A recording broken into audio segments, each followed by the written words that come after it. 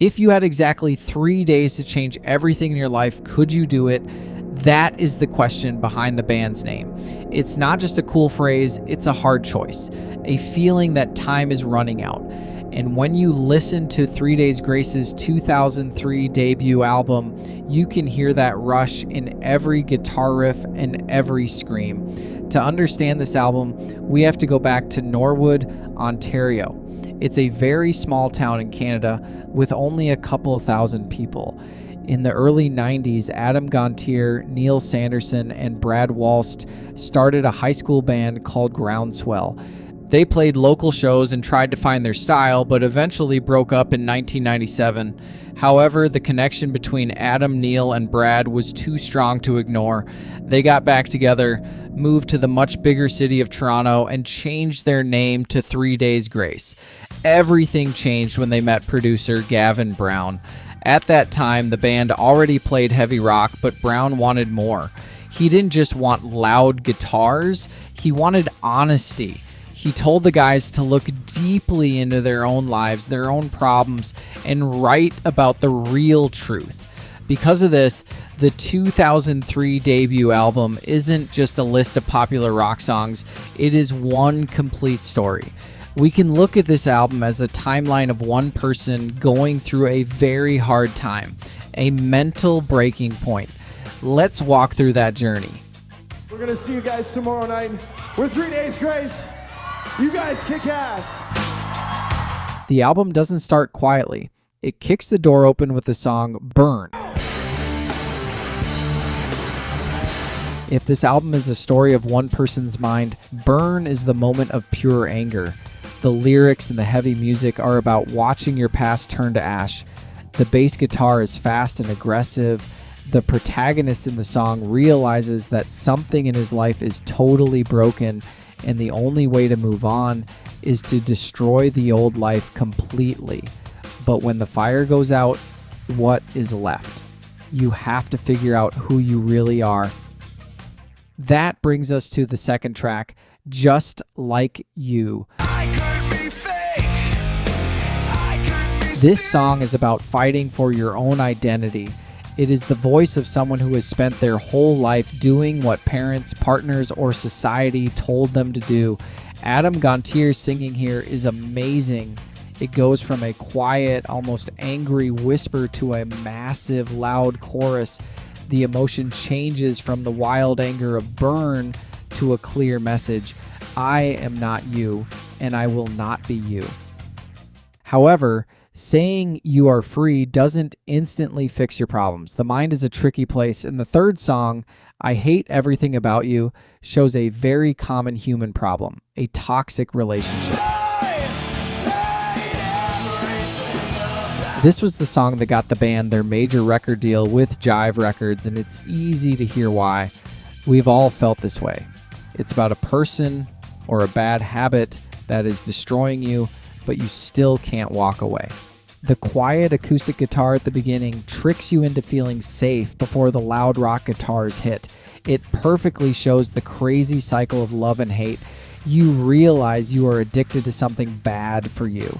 To this day, it remains 3 Days Grace's most successful and recognizable signature song, defining the sound of early 2000s alternative rock. Decades after its release, its raw energy and relatable frustrations still resonate with millions of listeners worldwide, proving that some heartbreaks are truly timeless. When you feel stuck in your mind, you start feeling stuck in real life too. This brings us to Home. The band has said this song was inspired by the feeling of being trapped in their small hometown of Norwood. But in our story, home is about feeling like a prisoner in a place where you should feel safe. The heavy, low guitar tuning makes the song literally feel heavy. The person is backed into a corner, desperate to run away from a place that is draining their energy. And when you feel trapped, you start to panic. Scared is the sound of deep anxiety. The confidence from the earlier songs is gone. The anger is replaced by a very real shaking fear. The music here feels a bit more nervous, just like a fast heartbeat. This is the moment the person looks at the world, looks at the future, and feels completely unready to face it. And after fear comes guilt. In the song Let You Down, the protagonist starts blaming himself. This is the moment you realize that while you are fighting your own dark thoughts, you are also hurting the people who love you. It is a quieter, softer song. It feels like taking a deep breath in the middle of a panic attack. It is the pure sound of saying, I'm sorry, but you can't stay sad forever. Your brain naturally wants to survive. Now or never is a massive turning point. It connects perfectly to the band's name, The Choice to Change in 3 Days. The energy comes back, but it's a desperate energy. The protagonist is talking to himself, realizing that if he doesn't change right now, he will be lost forever. He feels that people are losing themselves while the world is stopping. He wants to stop asking questions and make a real choice before it is too late. Even when you want to change, it's hard. Born Like This is the moment of acceptance, but it's a dark one. The person is looking at all their mistakes, their bad habits, and their sadness and wondering, is this just who I am? Was I born this way?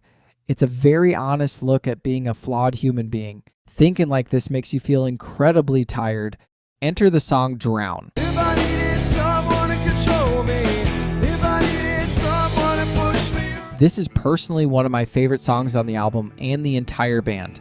If Scared was anxiety, Drown is deep depression. It's the feeling of trying to swim when the water is just too strong. The guitars feel like they are washing over you, pulling you down. Adam's voice sounds genuinely exhausted. Unlike the band's more aggressive hits that channel rage, this track captures a state of total numbness where resistance feels impossible. It offers no comforting resolution, leaving the listener trapped under the weight of its suffocating atmosphere. This is the lowest emotional point in the story, the moment the person thinks about giving up the fight.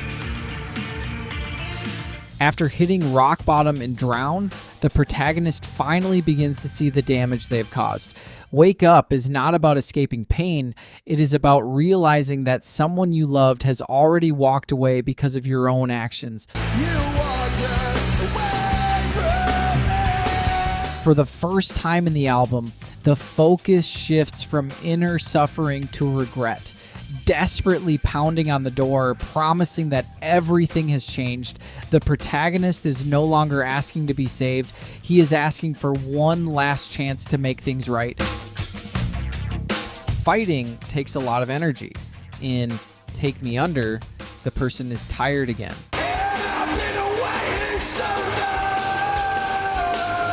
He is exhausted from constantly trying to stay positive. There's a strange comfort in the dark, a temptation to just close your eyes and let the worst thing happen. The person wants to surrender. Take Me Under showcases heavy, restrained verses that erupt into an explosive chorus, making the emotional collapse feel almost inevitable. This brings us to the final track of the main story, Overrated. How does this emotional journey end? Not with a happy smile, because that wouldn't be real life. It ends with cynicism. After feeling anger, toxic love, fear, and depression, the protagonist looks at the normal world. He looks at the fake smiles and the things people care about. He sees the world for what it is, and he refuses to play its fake games anymore. The album ends with a feeling of not caring anymore, but in a strong way.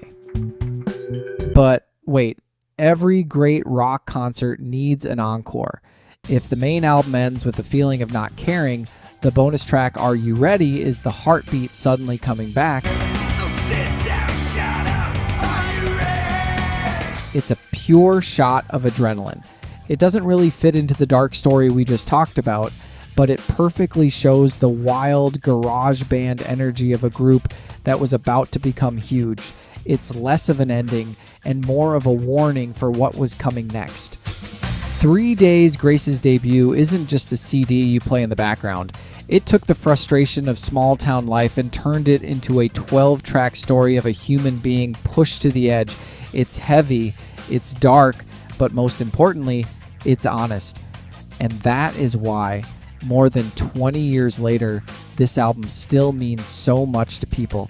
It reminds us that negative emotions are just a part of the messy process of surviving.